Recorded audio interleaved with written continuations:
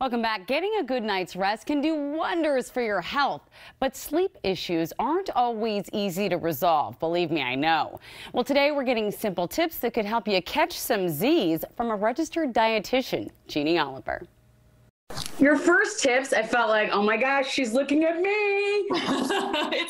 Completely, because I definitely do coffee on an empty stomach, and occasionally I drink the alcohol. Yes. So why are these two things so bad for us? You have to kind of think of everything on a hormonal level, especially with sleep. So cortisol, which we think of as one of our stress hormones, should be at its peak early in the morning. After that, once we're awake, we really want that to kind of dip off gradually throughout the day, and then be at its lowest when we go to sleep, and then it'll gradually start increasing again, usually a little before dawn or when light hits our eyelids. So when we hit our system with coffee first thing in the morning, it spikes it up higher than it would go naturally and kind of sets us up for this roller coaster because we can crash later.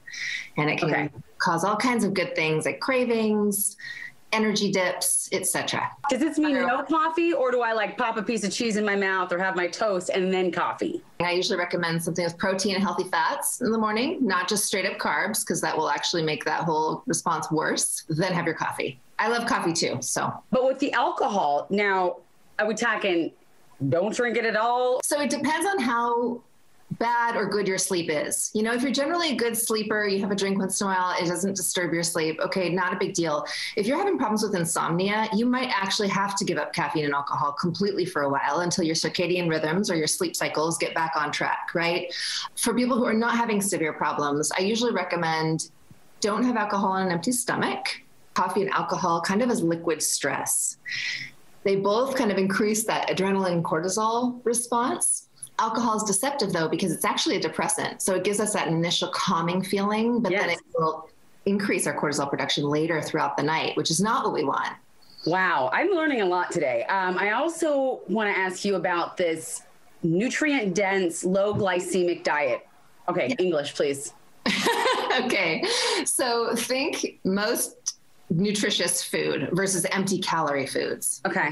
Empty calorie foods, processed grain products, high sugar things, those are going to be lacking nutrition. They're also going to spike our blood sugar. So if I have a candy bar, my blood sugar is going to spike really high, probably going to dip down really low. We're going to see these big peaks and valleys, right? If I'm eating nutrient-dense food that's lower glycemic, not high in simple carbs, simple sugars, you've got lots of micronutrients, proteins, healthy fats, fiber, right? Plenty of vegetables. That's going to keep my blood sugar a little more even keel throughout the day. So I'm not going to get these awful blood sugar dips, and it's going to lend itself to better, sounder sleep. Okay, let's talk about exercise, movement. How much? It depends. So we always tend to think more is better, not necessarily.